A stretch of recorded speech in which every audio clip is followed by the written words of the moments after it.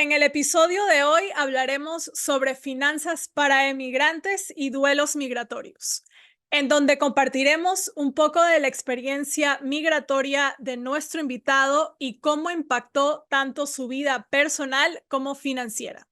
Por lo que compartiremos cuáles son los mayores desafíos que un emigrante puede enfrentar a la hora de dejar su país de origen. ¿Cómo influye la mentalidad de reinventarse tanto en el éxito financiero como personal en un nuevo lugar? ¿Cuál es el error más común que los emigrantes cometen a la hora de llegar a un nuevo país? Esto y mucho más lo compartiremos desde mi experiencia personal como inmigrante también. Empecemos. Bienvenido a tu espacio de reflexión, cuestionamiento y curiosidad sobre temas que no nos enseñaron en el colegio, como lo es la educación financiera, el desarrollo personal y mucho más. Soy Mari Francis Mocina y esto es Buscando Expansión. Acompáñame a hablar con expertos o amigos que nos ayuden a descubrir herramientas que nos permitan expandirnos, sacar nuestra mejor versión y alcanzar nuestra independencia financiera.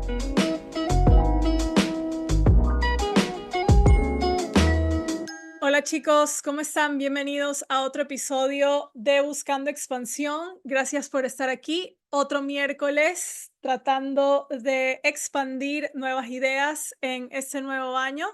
Espero que todos hayan iniciado este 2024 de la mejor manera posible.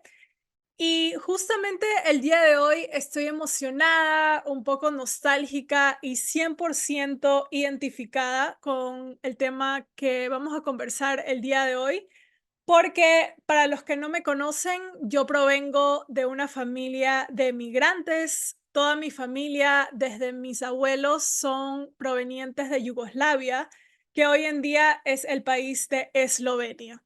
Ellos emigraron a Estados Unidos y me recuerdo a mí misma hace ya 15 años cuando dejé mi país de origen, Ecuador, y me vine a vivir a los Estados Unidos. Luego también me fui a estudiar y trabajar a Inglaterra y España. Mi abuelo era de aquí, de Estados Unidos, mis padres viven aquí también, toda mi familia es emigrante y por supuesto nunca nos enseñaron a emigrar. Cuando estamos en un país nuevo, muchas veces usamos una moneda con la que no estamos familiarizada o no sabemos cómo funciona el sistema financiero de ese país, cultural, a lo mejor tampoco. Muchas veces no sabemos dónde vamos a vivir, cómo vamos a vivir, de qué vamos a trabajar y un sinfín de preguntas que así tengamos mil y un historias de migrantes, nunca sabremos cómo realmente es hasta que lo vivamos en carne propia. Por supuesto, este episodio del podcast es para aligerar un poco esa carga que no solo puede ser financiera, sino también emocional. Qué importante es tener un grupo de apoyo, una comunidad donde otras personas ya hayan pasado por cierta situación y nos digan, mira, por aquí no te recomiendo que vayas, mejor coge otro camino y así. Mira, esta es una diferente cultura y las cosas funcionan de esta u otra manera. Entonces, por eso he decidido hacer este episodio para todas esas personas que están pensando en emigrar o ya han emigrado y quieren a lo mejor tener nuevas ideas o refrescar un poco lo vivido para ver qué funciona, qué no funciona y cómo poder mejorarlo. A lo mejor tener nuevas herramientas, porque no es por hacerme la víctima ni nada por el estilo.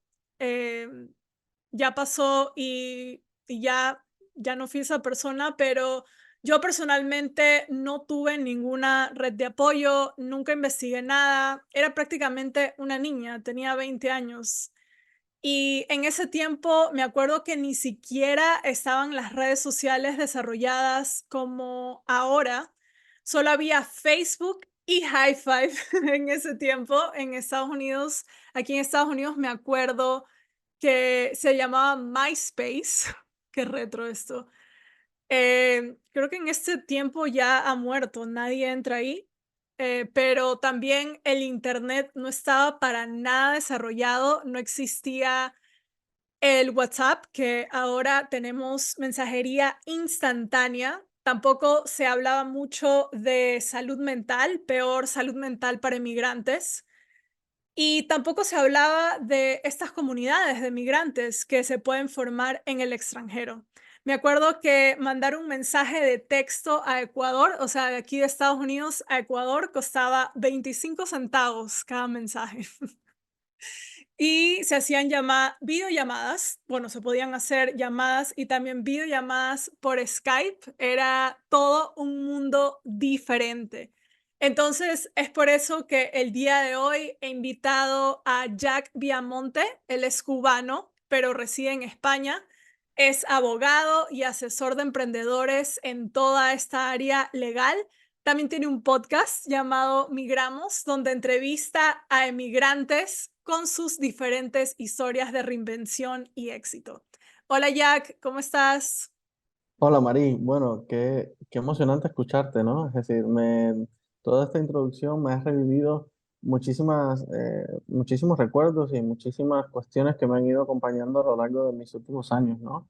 Yo emigré a España en el año 2011 y ese proceso migratorio, yo creo que no le han faltado retos, ¿no? Ha sido constante. Y, y esto de las redes sociales que decías a lo último, también es un punto importante que mencionar, porque cuando al menos yo emigré, y seguramente también coincidí en aquella época con lo que tú estabas diciendo, ¿no? Cuando emigraste tú, las comunicaciones eran algo mucho más básica de lo que tenemos hoy en día, ¿no? Yo recuerdo, antes de yo emigrar, emigró primero mi padre y recuerdo que hablábamos por Yahoo Messenger y nos conectábamos por los modems, esto que suenan, ¿no? Los soniditos aquellos tan característicos. Y, y eso, cierto que acercaba un poco a la familia, pero nada que ver con las capacidades que tenemos hoy en día, ¿no? Sin duda, yo creo que si alguien ha ganado con estos avances tecnológicos, ha sido la comunidad migrante, que en su mayoría, o al menos de los países donde hay buena conexión a Internet y cierta infraestructura, les ha permitido estar mucho más cerca de sus seres queridos, ¿no? Y eso a mí me hubiese encantado tenerlo. Yo hubiese pagado lo que fuera por tener esa posibilidad, pero bueno, no tocó y fue otro reto y se superó, ¿no? Y también decías otra cosa eh, que también me resonó mucho, y es que tú eres migrante de familia de migrantes, ¿no?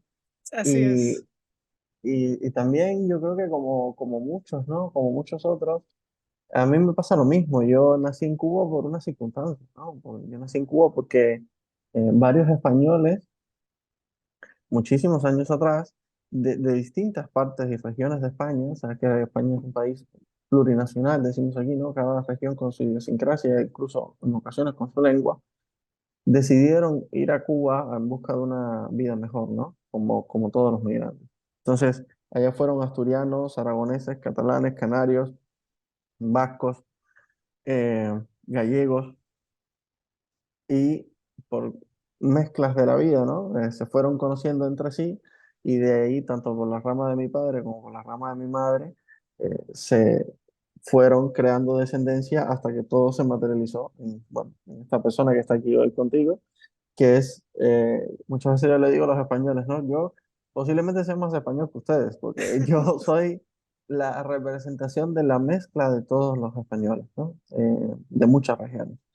Y la verdad es que lo llevo con muchísimo orgullo, como también llevo con mucho orgullo el hecho de haber nacido en Cuba, una tierra que muy rica culturalmente, pero que económicamente se ha quedado muy atrás, ¿no? Y creo que a medida que pasan los años la situación se ha puesto un poco más difícil, pero que siempre, bueno, mantenemos la esperanza y esperamos quizás algún día poder volver, ¿no? Porque la migración de los cubanos en su mayoría es una migración eh, con, con un componente nostálgico muy grande, ¿no? Nos encanta nuestro país, nos encanta nuestra cultura, nuestra idiosincrasia, nuestra gente, pero, oye, a veces tenemos que salir a buscar las oportunidades fuera. Así es, y me identifico totalmente con todo lo que estás diciendo. Sí, yo por cosas de la vida también nací en Ecuador porque mi abuelo, él trabajaba aquí en la Fuerza Aérea de Estados Unidos y en la Segunda Guerra Mundial lo mandaron a Ecuador a reparar aviones. Entonces, No, estoy aquí por casualidad y ahí conocí a mi abuela. Entonces, estoy aquí por casualidades de la vida también. O sea, todo es como una, como un juego que dices, wow, ni siquiera sé por qué estoy aquí, pero así es mi vida. así es, ¿no? Y he conocido otros muchos casos, ¿no? De italianos y españoles que emigraron a Argentina y he conocido de sus descendientes, ¿no? Eh, pero sobre todo también destacar que países como Estados Unidos, por ejemplo, que en ocasiones tienen una política migratoria un poco más estricta, en otras un poco más flexible, depende de la administración que esté, es un país conformado en su gran mayoría por personas migrantes. Así Entonces, es. eso creo que es algo que no se lo debería olvidar a nadie, ni a los que nacen allí, ni a los que migran allí y luego se olvidan de dónde vienen, que también pasa mucho, y quieren cerrarle la puerta a los demás. Oye, creo que las oportunidades deberían estar para todos. Todos tenemos derecho a una vida mejor y sí que es cierto que, bueno, hay que regularlo por cuestiones legales, obviamente, pero siempre intentando que haya cierta flexibilidad. Así es, estoy totalmente de acuerdo contigo, pero cuéntanos un poco cómo ha sido tu experiencia en España ahora, o tu experiencia migratoria, tanto en el lado personal como financiero, porque siento que sí, como yo te conté en la introducción, o sea, yo cuando llegué aquí en el 2009, yo tenía 20 años, o sea, yo era una niña, no sabía nada de la vida. ¿Qué, o sea, qué era esto de finanzas? ¿Cómo es que necesito dinero para emigrar? O sea, yo obviamente estaba perdida, pero luego ahora a mis 35 años me doy cuenta de que me honro y es como que me admiro a mí misma y decir, wow, o sea, no sabías nada de la vida, pero aquí estamos y seguimos. Sí, bueno, como te decía, la migración llegó a mi familia motivada principalmente por el tema financiero, ¿no? Por buscar nuevas oportunidades económicas que mejoraran y elevaran nuestra calidad de vida y también ampliaran nuestros horizontes, ¿no? Mi padre que fue como, digamos, la punta de lanza de este proceso, fue quien primero llegó a España. Yo, bueno, mi familia, mi madre, mi hermana y yo tuvimos la suerte de ya venir con papeles y con determinada, con cierta estabilidad ya económica y financiera aquí en España. Mi padre ya llevaba desde el 2006 trabajando muchísimo para intentar hacer ese colchón, ¿no? Que nos permitiese, ya cuando llegásemos, tener una vida bastante estructurada. Pero por contra, eh, yo migré a los 17, el mes que cumplía 18 años. Yo tenía 17 años cuando subí en el avión y unos días después de llegar cumplí 18 años.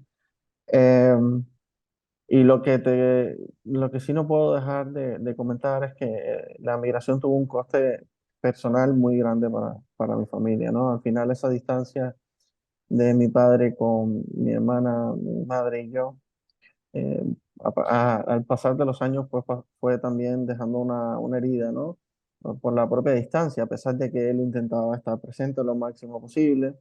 Eh, y eso luego se materializó en que sí, bueno, llegamos aquí a España, teníamos una cierta estabilidad económica, unas muy buenas perspectivas de futuro, pero el núcleo familiar ya estaba muy deteriorado, ¿no? Entonces, a poco tiempo mis padres se separan y esto también pasa a ser un tema familiar muy duro y lo comento porque es algo que está presente en la vida de muchos migrantes, ¿no? La migración, yo siempre digo en uno de mis podcasts que se llama Migramos, que lo hice un poco con la misma motivación que estás haciendo tú ¿no? De contar a través de experiencias de otros migrantes, intentar ayudar a los que se plantean o a los que están pasando por un momento difícil en la migración.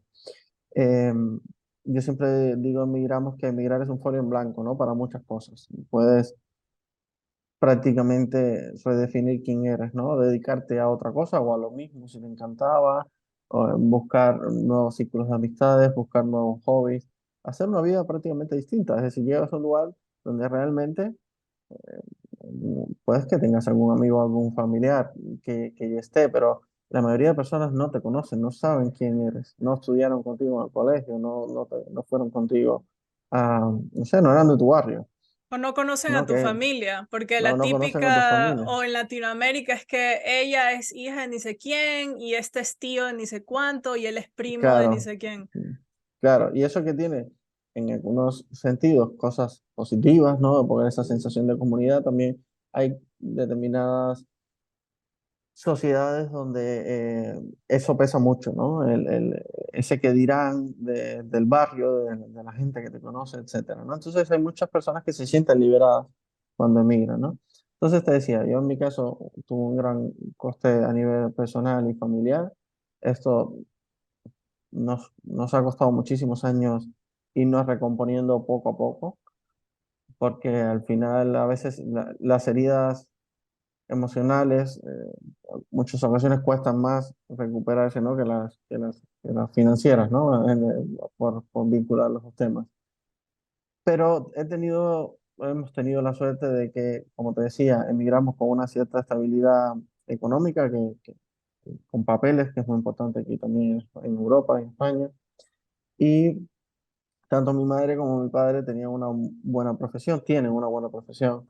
eh, y esa profesión les permitió pues, de seguir desarrollándose y contribuir a la formación tanto de mi hermana como mía, ¿no?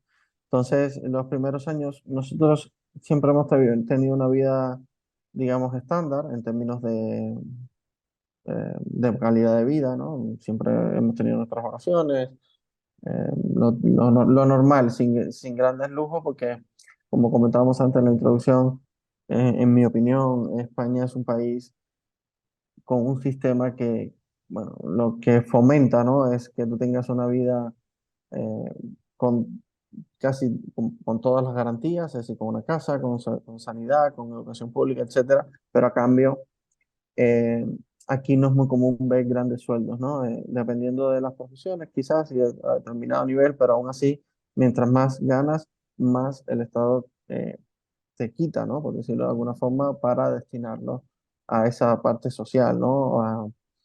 Es un componente de solidaridad que tiene el Estado, ¿no? Para los subsidios a los desempleados, para las jubilaciones, para las carreteras, para los hospitales, etcétera.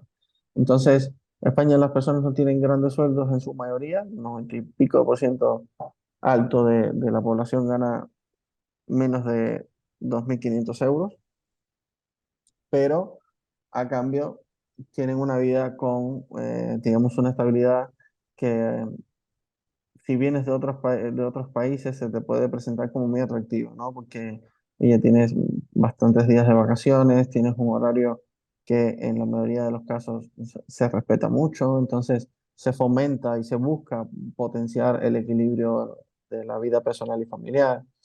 Y para no desviarme mucho más del tema, eh, te decía, a mi familia le fue bien en ese proceso migratorio y les permitió que tanto mi hermana como yo tuviésemos una carrera en la cual también seguimos desarrollando, ¿no? Entonces hoy en día yo soy abogado y estudié aquí en Las Palmas de Gran Canaria. Luego hice una segunda migración dentro de España porque es como, bueno, fue como ir de un país a otro, ¿no? Yo me mudé a Madrid a hacer un máster de acceso a la abogacía, que aquí es obligatorio, y era otra sociedad diferente.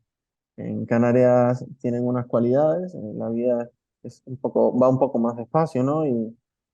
Y cuando llegas a una gran ciudad europea como es Madrid, que todo te parece que vuela. Em, y conocí a gente, mi grupo de amigos del máster eran de todas partes de España, de Galicia, de Mallorca, bueno, de todo. Era una mezcla que todos confluimos ahí en ese lugar, entonces todos llamábamos casa a ese pedazo de tierra que por ese momento nos acogía, ¿no? Mi idea era regresar después de estudiar el máster aquí a Canarias, pero me gustó tanto la ciudad, me sentí tanto como casa, ¿no? Que esa era una sensación que ya yo había abandonado, lo de sentir un lugar como mi casa, ¿no? Al final, cuando eres migrante a veces te cuesta, ¿no? Te cuesta todo, ves todo como más temporal. Es decir, yo estoy viviendo aquí hoy, pero no sé mañana.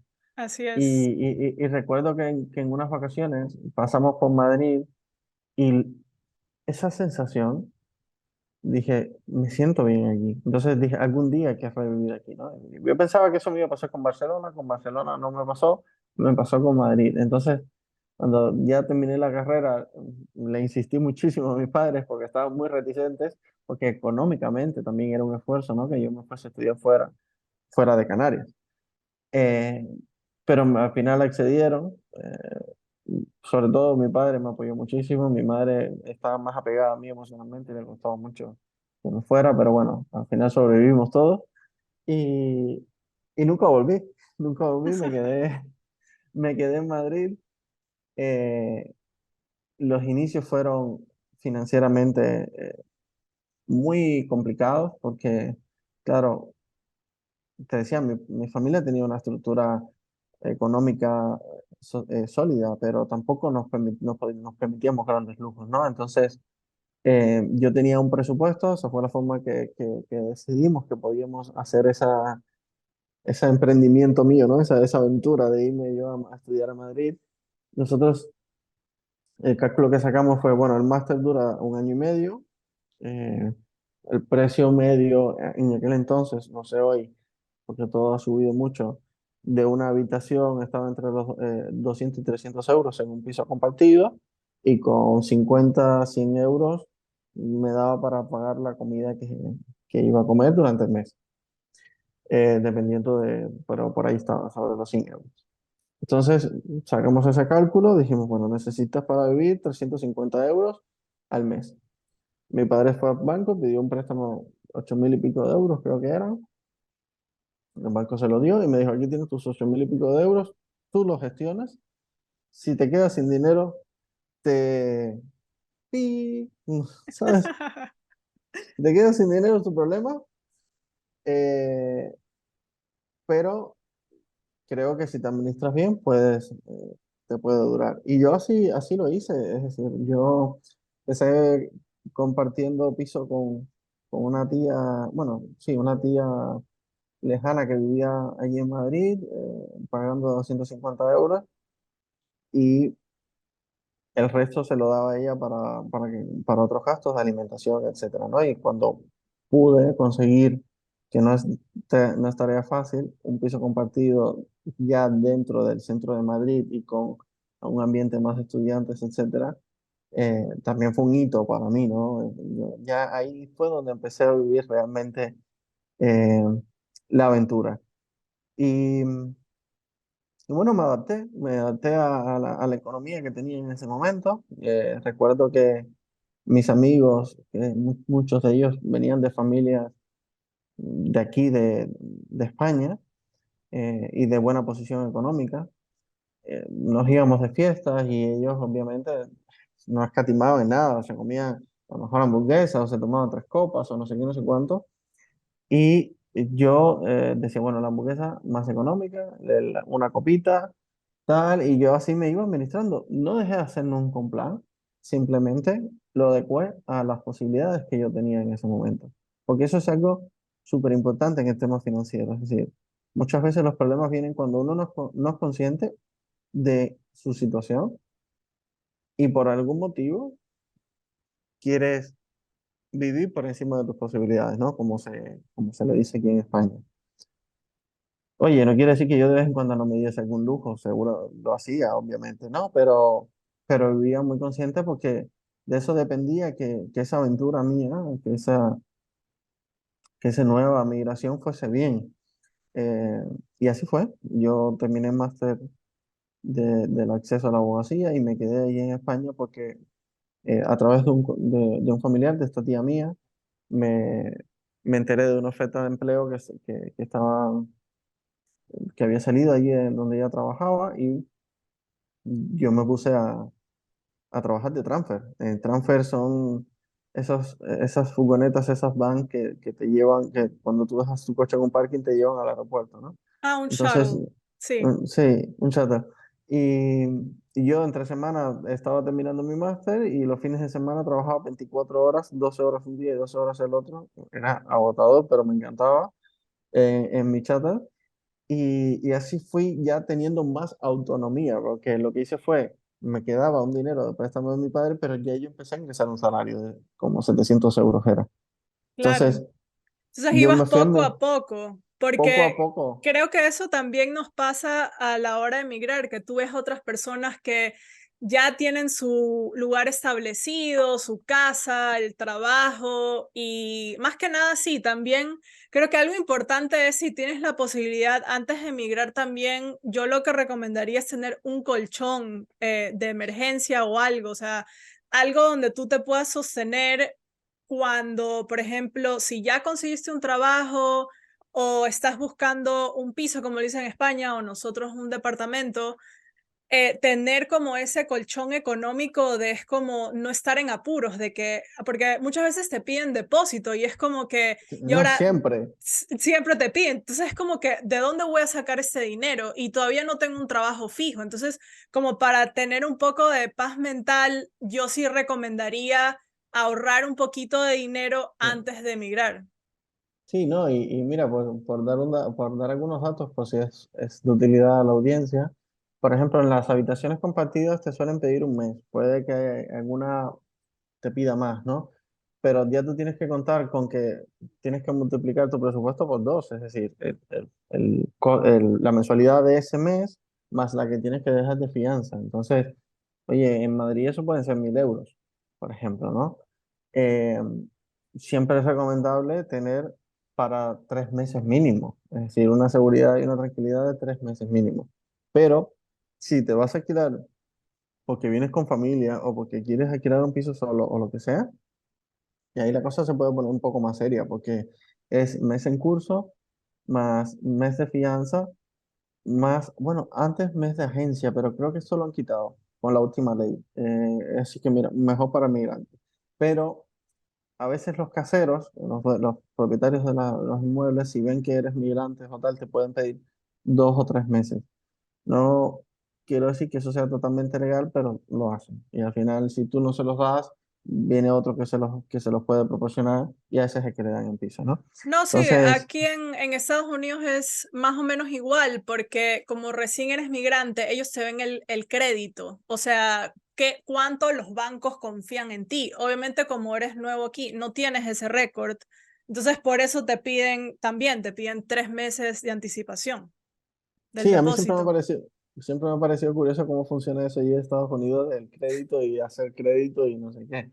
No, en España no funciona así. Lo que muchas veces sí te piden son tus nóminas, saber cuánto ingresas y qué antigüedad tienes para el casero tener cierta tranquilidad de que tú tienes estabilidad laboral, ¿no? Claro, Entonces, eso es importante.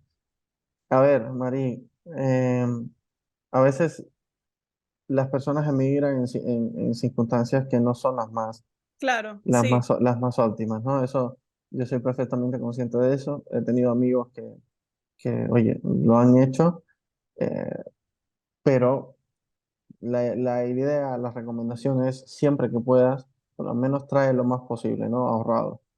Eh, ya sea que migres en una condición donde no tengas a lo mejor papeles o lo que sea, siempre ten algo ahorrado para que tú puedas pasar ese proceso de la mejor forma, ¿no? Y ojo, yo no estoy animando a a la migración irregular, ¿no? Pero sé de mis amigos que, que por determinadas características se han quedado aquí en España sin papeles y lo han pasado muy mal, lo han pasado muy mal.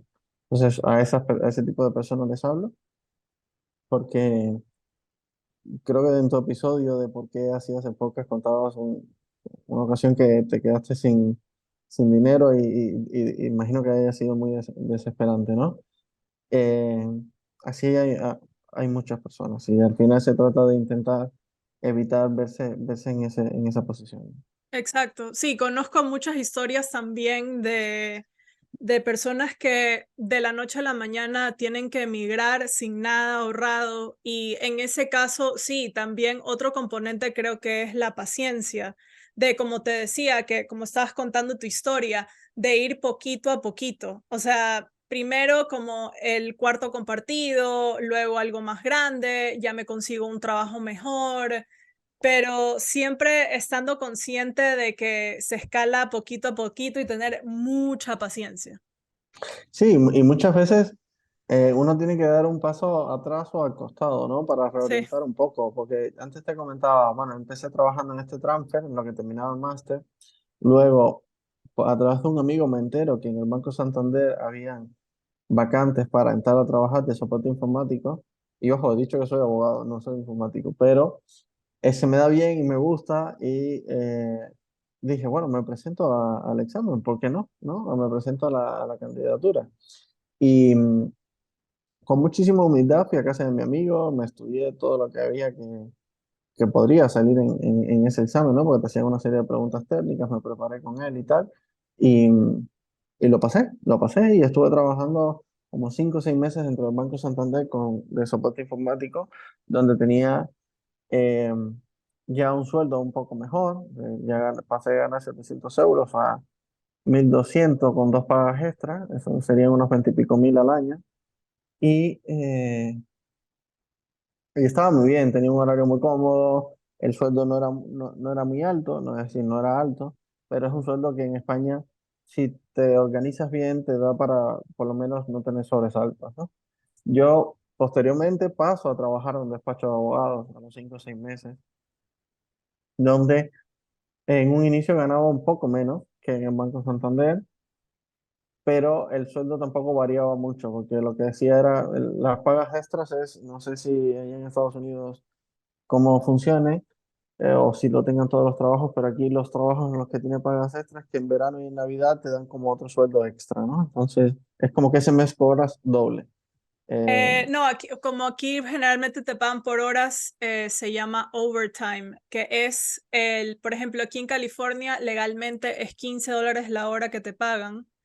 Entonces, el overtime sería 7.5 extra. sí, sí, aquí también existe la figura de la hora extra, pero por ejemplo, si tú aquí eh, ganas 28.000 al año, no lo divides entre 12 meses, lo divides entre 14, porque Ok.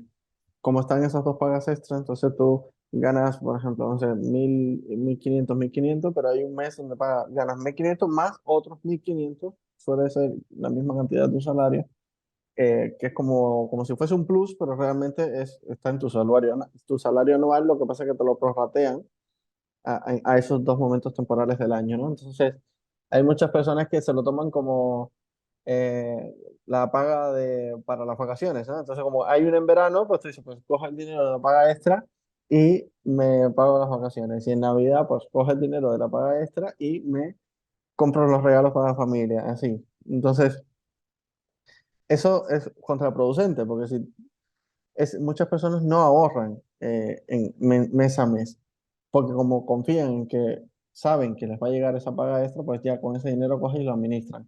Hombre, la recomendación siempre es a gestionar un poco, intentar ahorrar mes a mes, por supuesto, y no dejarlo o confiarlo todo a ese momento, ¿no? Pero bueno, así es como funcionan muchas personas aquí en España. Yo luego, te decía, pasé a trabajar en un despacho de abogados, pasé a ganar de inicio un poco menos, pero a cambio yo sabía que tenía más proyección profesional y que dentro de un poco tiempo podría ir evolucionando, ¿no? Como le decimos los cubanos, a esto de ir mejorando poco a poco, ¿no? Y así fue. Al primer año yo creo que ya me habían igualado lo que ganaba en el otro banco o un poco más. Y el segundo año ya también había mejorado bastante. ¿Qué pasa? Que durante todo este proceso, la realidad es que yo, bueno, en Madrid, la vida es muy cara. Yo tampoco había podido construir muchos ahorros, ¿no? Y se vivía siempre bastante al día, por decirlo de cierta forma, ¿no? No te permitía el tener un colchón bueno, o el tener un colchón, te iba a decir holgado, ¿no? O tener un colchón por si hubiese cualquier imprevisto, etcétera. Es cierto que como aquí la sanidad es pública, las personas por lo general no se preocupan mucho por si te vas a enfermar y tienes que invertir en eso, como sí que ocurre en Estados Unidos, ¿no? Sí, aquí pero en cambio es lo contrario, aquí te tienes que claro, preocupar mucho por el tema de salud porque no puedes ir a un doctor así porque sí y porque, ay, estoy enfermo, no, porque en algunos lugares ni te aceptan, necesitas seguro médico. así es. Entonces, aquí las personas van viviendo en su mayoría al día, em, sin mucho colchón o sin ningún colchón. Y eso, la verdad es que ha sido la gran parte de mi trayectoria profesional. Es decir, vivir en Madrid, como decía, es muy caro, el coste de la vida es elevado y, y los sueldos no son muy por encima del resto de España, ¿no? Entonces, a lo mejor con lo que te puedes rendir en Madrid, 1.500 euros, no es lo que te puedes rendir en Canarias o en Extremadura o en otra comunidad donde le sacas más rendimiento, ¿no? Tienes más posibilidades de ahorro.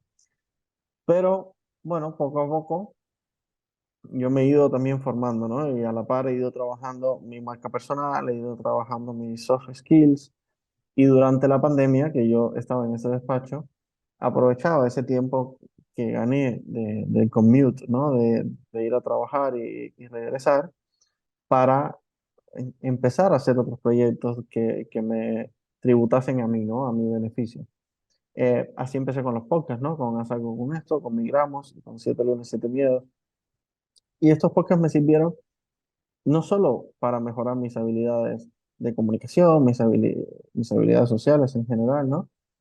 También el copywriting, también habilidades de marketing, etcétera. Pero lo más importante es que me permitió ir construyendo una red de contactos y un networking muy interesante, ¿no? Esto lo que hizo fue que a los 2 años de yo estar en este despacho, yo recibiese una llamada telefónica de una persona que trabajaba en el despacho más reputado de España. Eh, Porque había visto todo lo que yo estaba haciendo, que se salían de lo común en términos de la abogacía, y a ella justo la habían recién ascendido y estaba armando su equipo y quería que yo fuese la primera persona de su equipo. Obviamente, tuve que pasar unas pruebas de acceso a ese despacho, es decir, siempre todo cargado de retos, pero hay que afrontar los retos, ¿no? Con la mejor actitud siempre, prepararse y hacerlo. Y el resultado fue positivo, fue satisfactorio y así, ahí estuve trabajando los últimos 2 años y medio de mi vida, ¿no? Aquí financieramente ya hubo un cambio a mucho mejor, es decir, el salto a nivel de salario fue considerable respecto al despacho anterior, porque es cierto que este era un despacho muy reputado y también, digamos, el nivel de compromiso y entrega era superior, ¿no? Te exigían muchísimo, te pagaban mejor, pero el, el Claro, coste, el coste emocional y el coste a nivel de estrés, etcétera, era más alto. Entonces tenías que estar muy bien preparado. Yo tuve la suerte de que, como ya yo venía trabajando mi marca personal y mi desarrollo personal, tenía más herramientas para lidiar con esas situaciones, ¿no? Con esos retos. Y la verdad es que me fue muy bien y empecé a experimentar ya un nivel de vida mayor de lo que había podido disfrutar hasta ese momento, ¿no? Pero eh, nada es gratis, por supuesto. Es decir, nivel de vida mayor, pero también con un compromiso a nivel laboral y profesional también muy grande, ¿no? En paralelo, y así ya te suelto todo el speech, yo iba trabajando también otros proyectos a nivel personal y familiar, como por ejemplo Esdrújula, que es el laboratorio creativo que tengo con mi pareja, donde nosotros fuimos invirtiendo poco a poco a lo largo de estos 2 últimos años, 2 años y medio, es parte de nuestro salario en, bueno, echar a andar esa empresa, ¿no? Echar a andar ese proyecto. Al punto de que hoy en día yo me estoy dedicando exclusivamente a Esdrújula Laboratorio Creativo, asesorando a emprendedores, asesorando a migrantes, asesorando a empresas que quieren destacar en el mercado o quieren desarrollar un nuevo proyecto o necesitan tener más estructura dentro de su organización. Hacemos cosas muy varias, ¿no? Que quieren lanzar una campaña de marketing. Les ayudamos en todos esos ámbitos también a trabajar sus marcas, ya sean personales o comerciales. Y estamos muy felices, pero lo que te intento transmitir con esto es que lo que decías antes, nada fue de un día para otro, todo ha sido un proceso de mucho tiempo, de esfuerzo, pues cómo no. La palabra sacrificio es una palabra muy común entre los migrantes, porque al final el migrante siempre como que pone el foco en lo que está sacrificando para. Y creo que deberíamos, quizás sería conveniente que repensásemos, ¿no? La forma en que enfocamos esa palabra, ¿no? O ese sacrificio. Porque nada en la vida, no, nada que es importante se consigue sin esfuerzo, en la mayoría de los casos. Al final, migrar, sí, conlleva mucho sacrificio, pero si te esfuerzas y si, bueno, pones el foco hacia donde quieres ir y lo trabajas y te rodeas de gente que te potencia, que también es importante, y te preparas, que es fundamental, pues, ¿cómo no puedes salir adelante, ¿no? Por lo menos ese ha sido mi caso, ¿no? Yo no vengo de una familia eh, de clase alta, yo vengo de una familia que mis padres eran médicos en Cuba, un médico en Cuba, donde el costo de la vida es bastante alto, digamos que un salario medio, que no es oficial, por supuesto, pero digamos extraoficial, la economía real, cómo funciona, podría estar sobre los 400 500 euros en las empresas privadas, que son pocas. Un médico gana 40 entre 20 y 40 dólares al mes, cuando la realidad es que el costo de la vida solo se podría suplir con unos 400 500 y de una forma muy básica, ¿no? Entonces, un médico que gana 40 dólares al mes vive en una situación muy humilde, por decir algo, ¿no? Entonces, mi familia tuvo la, o buscó la oportunidad de cómo poder emigrar de la mejor manera y llegamos aquí en España con algo de ahorro, pero mm, muy poco. Claro, Entonces, tuvimos la suerte de que su profesión aquí es una profesión valorada y que tienen unos buenos salarios, tampoco altos, pero tienen buenos salarios, bueno, un poco por encima de la media, pero tampoco se hacen ricos. Es decir, en España, ya decía antes, es una sociedad que potencia el que tú vivas bien, el que tengas ciertos derechos, el que tengas ciertas comodidades, pero es muy difícil lograr hacerte millonario, como sueñan muchas personas cuando miran a Estados Unidos, ¿no? En Estados Unidos hay condiciones que te potencian más eso. En España no digo que no se pueda, digo que es, las condiciones no son las mismas, ¿no? El emprendimiento se vive de una forma diferente, pero es cierto que, oye, eh, hoy en día con esto de las startups y de la tecnología, etcétera, hay personas que se lo montan muy bien y que consiguen sacar adelante su empresa y esa es la mejor forma en España para económicamente dar ese gran salto, ¿no? Pero tú puedes vivir bien toda tu vida con un buen sueldo, ¿no? Y un buen sueldo que, como he hecho yo, puedes ir escalando. escalando a medida que pasan los años. Tampoco han pasado tantos, es decir, mi evolución fue en 5 años. Voy a ponerte un ejemplo, ¿no?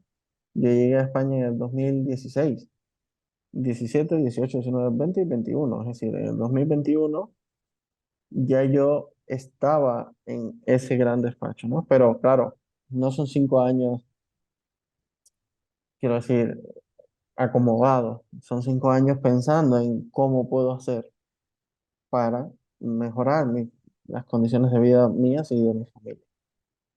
Ok, y entonces, ¿qué estrategias en estos 5 años que has tratado de escalar en tu vida de migrante, qué estrategias nos podrías compartir de que has usado para ir escalando? Porque sí, muchas veces, como lo mencionamos anteriormente, necesitas harta paciencia para ir escalando y muchas veces sí, avanzas un paso y retrocedes tres. O sea, Así no, es. no es como un camino lineal que tú digas, bueno, ahorita estoy bien y mañana voy a estar mejor. Eso ahí no lo tenemos garantizado. A lo mejor vas a retroceder.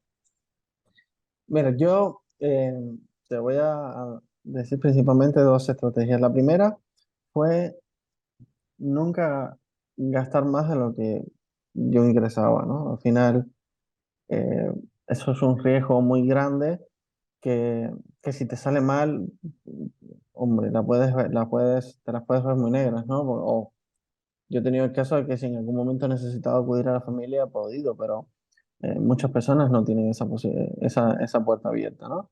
Eh, entonces es muy importante eso, nunca vivir por encima de tus posibilidades. Uno se puede organizar perfectamente con el sueldo que tienes, vivirás más justo o menos justo, pero te puedes organizar.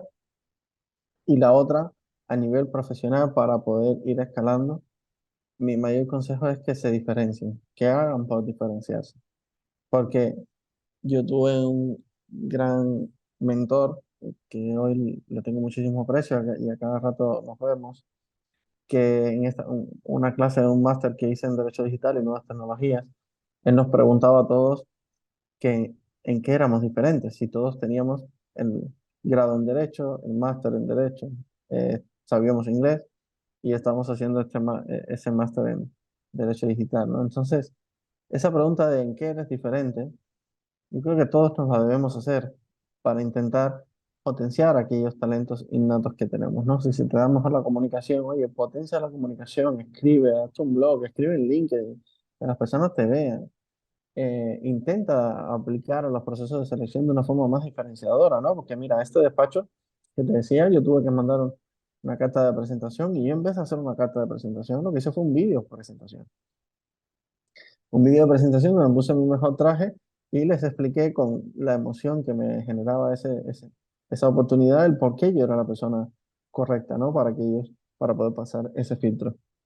Y ellos se quedaron encantados. Nunca había recibido un video presentación de ningún abogado, que por sí es una profesión ya bastante arcaica, ¿no? como O vintage. seria. Es muy seria en los procedimientos. Pues yo, que soy podcaster y que tengo mi canal de YouTube y que tal, pues dije, pues yo, oye, no me habíais llamado porque yo era diferente, pues aquí tienen mi video de presentación. Entonces, sí, Y, y no hay que buscar en tu caso, o bueno, en la profesión que cualquiera se esté desarrollando, no buscar ser el mejor, sino ser único. Que siendo inmigrante, siento que puedes traer muchísimas cosas más, porque tienes otra cultura, otras ideas, otra manera de ver el mundo, que sí, a lo y mejor en eso, ese trabajo lo valoren, porque estás viendo las cosas diferentes. sí, cada vez se valora más la multiculturalidad. Es decir, muchas grandes empresas ya buscan perfiles multiculturales para, porque entienden que eso enriquece al final a la cultura corporativa, ¿no? Eh, el migrante muchas veces cuando llega, pues me pasó a mí, llegas como de capa caída, ¿no? Es decir, llegas como un poco intimidado por la nueva sociedad, por el desconocimiento, porque en muchas ocasiones no se valora tu trayectoria profesional como tú esperabas. He conocido muchos profesionales así. Y no voy a negar que es duro, ¿no? No voy a negar que un profesional con una trayectoria exitosa en su país de origen o en otros países de América Latina que llegue a España y que en España, pues las personas le digan, bueno, aquí esto es como empezar de cero. Entonces, tienes que tener la mente abierta, tienes que tener la capacidad y la fortaleza y la resiliencia, que es una palabra muy de moda ahora, para tú adaptarte a esa nueva realidad y, y estoy seguro que vas a salir adelante. Al final, yo soy muy fan de los migrantes.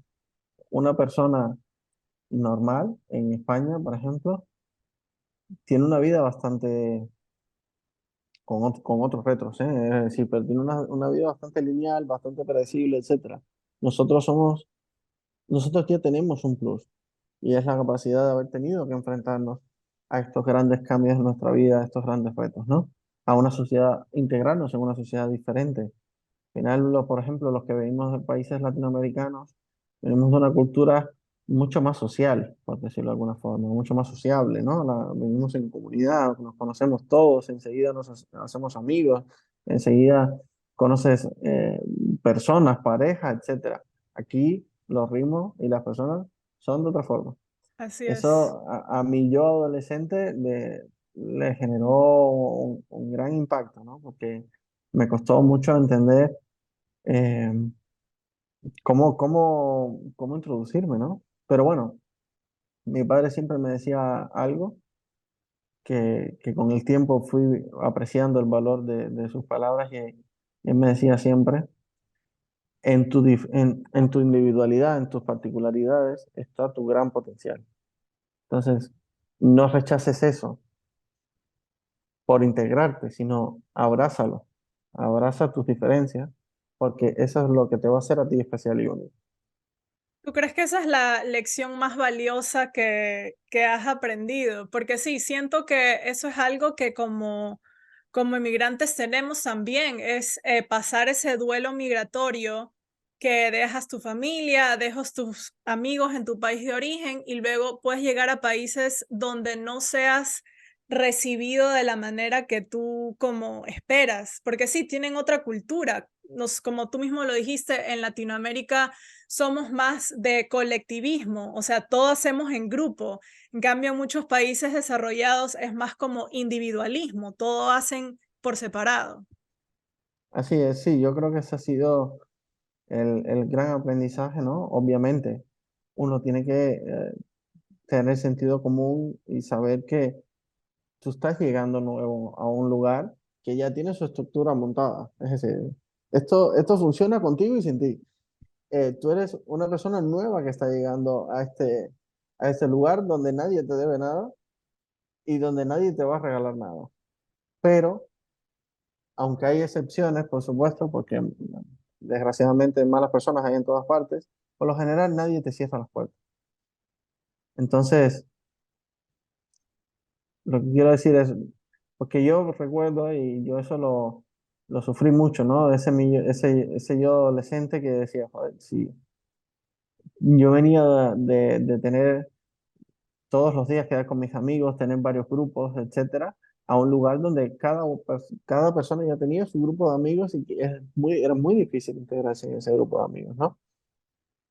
Pero llega un punto que, oye, aceptas que eso es así, con el tiempo tú vas haciendo tus propios grupos de amigos y aceptas la diferencia y sigues adelante, no eres más, no eres más infeliz por eso.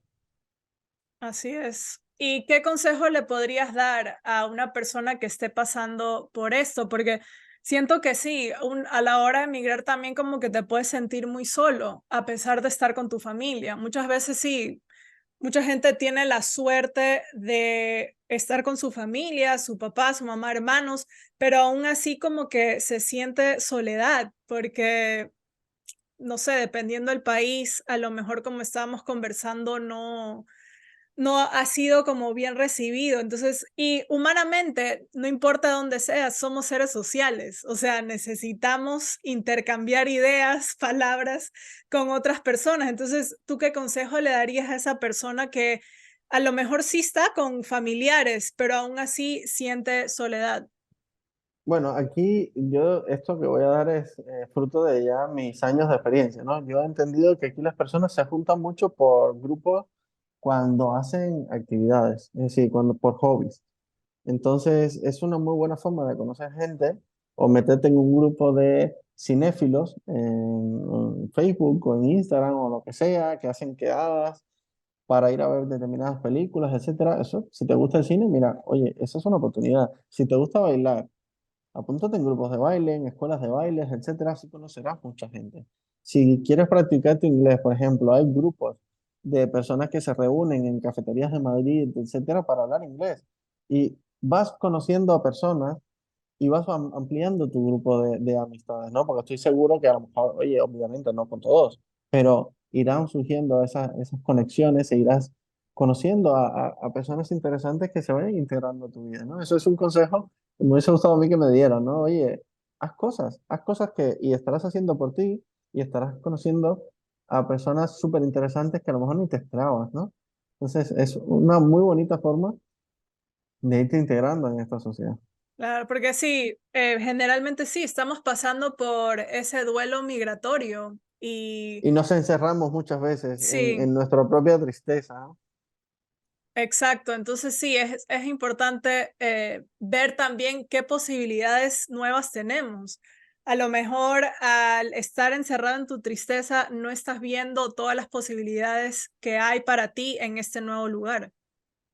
Así es. Y ojo, y esto lo dije de forma que procurando que fuese una integración bastante multicultural, pero también hay comunidades de distintas nacionalidades, ¿no? Pero yo siempre abogo porque obviamente uno con las personas afines o de nacionalidades afines, latinas, etcétera, por ejemplo, yo he notado que soy muy afín con venezolanos, colombianos, argentinos, dominicanos, bueno, todos los de América del Sur, ¿no? Sí, Latinoamérica. sí.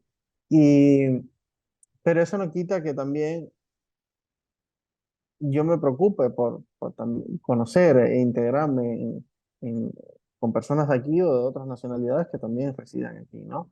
A mí me gusta, digamos, me intereso, ¿no? Por esas diferencias. Me parece que suma mucho el conocer a personas de otras nacionalidades, ¿no? Y hoy en día tengo muy buenos amigos españoles también, además, no solo latinoamericanos. No, sí, también algo que también mencionaste, que creo que es súper importante, no lo hemos conversado mucho, pero la importancia de aprender inglés para no solo en el área profesional que te dé más oportunidades, sino también para conocer gente de otras nacionalidades, que no sean solo hispanohablantes, sino también conocer gente de otros países que no hablen español. Así es, y por otra cosa, por el tema financiero, es decir, cuando tú hablas inglés, se te abren puertas a otras profesiones que de otra forma no podrías acceder a ellas, ¿no? Entonces, para mí fue muy importante. Yo venía con un nivel de inglés bajo, pero bueno, me defendía de Cuba porque tuve la suerte de que, además de que en el colegio nos daban inglés, mis padres se preocuparon porque nosotros también tomáramos clases particulares y tenía un nivel, bueno, que, oye, chapurreaba ahí y no tenía mucha vergüenza y me iba defendiendo, pero eso no me permitía acceder a determinados trabajos. Lo que sí me permitió fue asimilar con mayor facilidad esa educación que luego recibí aquí, que yo me procuré a mí mismo para poder acceder luego a esos trabajos. Y cuando tuve esa gran oportunidad de trabajar en este despacho muy reputado, yo me tuve que planificar un intensivo de inglés en semanas, que daba muchísimas clases, conversaciones todos los días, estudié muchísima gramática, etcétera, porque pedían un nivel de inglés que yo no tenía en ese momento, ¿no? Ellos vieron que tenía una muy buena base y apostaron por mí a cambio de mi compromiso de seguirlo trabajando. Es decir, repito, nadie te regala nada y quien debe procurar hacer por sí mismo lo mejor es uno. Exacto. Sí, y creo que sí, estés donde estés, así sea tu país de origen, tienes que esforzarte para alcanzar lo que quieres. Creo que esa es la ley de la vida, así que, y creo que en un país extranjero aplica aún más. Así Así es. que sí, creo que esa sería como la lección principal a la hora de emigrar. Siempre y ahorita que tenemos internet, en muchos países desarrollados tienen hasta bibliotecas gratis, que también puedes acceder a mucha Sí, información. aquí las hay, aquí las hay. Sí, acá en Estados Unidos también hay bibliotecas gratis y sé que en muchos países desarrollados también lo tienen, así que es una fuente de aprender muchísimo, desarrollar tu marca personal, qué es eso que te hace único, diferente. Y por supuesto, el presupuesto. No sé qué otro consejo se nos ha escapado ahí, pero Jack, te agradezco muchísimo por haber estado hoy con nosotros y te quería preguntar dónde te podemos encontrar si es que alguien quiere estar en contacto contigo. Perfecto. Bueno, me pueden contactar a través de mi correo electrónico, si lo prefieren, jack@jackviamonte.com. También estoy en LinkedIn como Jack Viamonte y en Instagram como Jack Viamonte también. Y bueno, si quieren escuchar alguno de mis podcasts, pueden acudir a las principales plataformas y allí estarán, tendrán Migramos, que es un podcast súper interesante que os lo recomiendo, y Haz algo con esto, más enfocado en soft skills para profesionales, y Siete lunes, siete miedos, que es un poco también de esta temática de desarrollo personal. Así que muchas gracias a ti, Mari, por la invitación. Me ha encantado y me lo he pasado muy bien. Igualmente. Y para terminar esta entrevista, quisiera preguntarte ya qué es para ti en expansión. Bueno, expansión, lo primero que me viene a la mente es la amplitud de las perspectivas, ¿no? De la amplitud de la mirada. Cuando a mí, por ejemplo, el desarrollo personal siento que me ha permitido expandirme, ¿no? Me ha permitido ver o me ha permitido ver aquello que yo no era capaz de ver, que eso muchas veces pasa, ¿no? Donde no sabemos lo que no sabemos. Y eso es un tema complejo donde con mucha preparación, con mucho autoconocimiento, con mucho estudio, podemos hacer conscientes de determinadas áreas de nosotros que si las corregimos o potenciamos otras, nos podemos expandir como personas y como profesionales. Perfecto, sí, corregir todas esas cositas que nos pueden llevar a ser las personas que realmente queremos. Bueno, muchísimas gracias a todos por estar aquí y nos vemos hasta la próxima.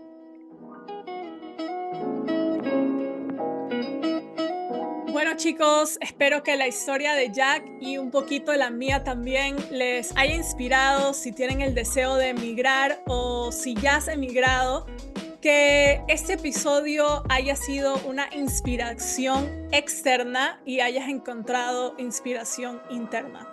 Recordemos que cada historia de un emigrante es única e irrepetible, es por eso que me gustaría escuchar la tuya.